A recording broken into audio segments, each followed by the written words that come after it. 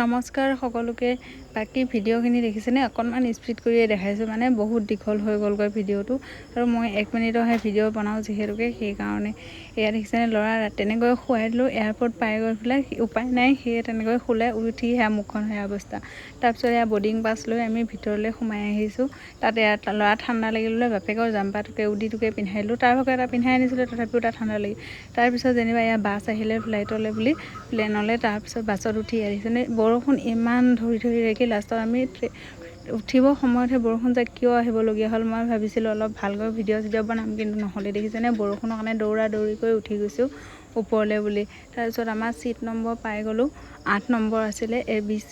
আমাৰ তিনিওটাই ধুনীয়াকৈ পাই গ'লোঁ, তাত বহিলোঁ। ল'ৰা ইমান এক্সাইটেড নহয়, মানে তাৰ আজি প্ৰথম ফ্লাইট আছিলে, মানে সেইকাৰণে ইয়াত দেখিছেনে, আকাশখন দেখিও মা ইমান ধুনীয়া এখন কিবা কিবি, তাৰ মানে কথা শেষ নহয়। আৰু তেনেকৈ থাকোঁতে এয়া আমাক দিলে ব্ৰেকফাষ্ট, খাই কৰি লৈ 10 বজাত গুৱাহাটী পাই গ'লোঁ। এয়া হৈছে গুৱাহাটী এয়াৰপৰ্ট।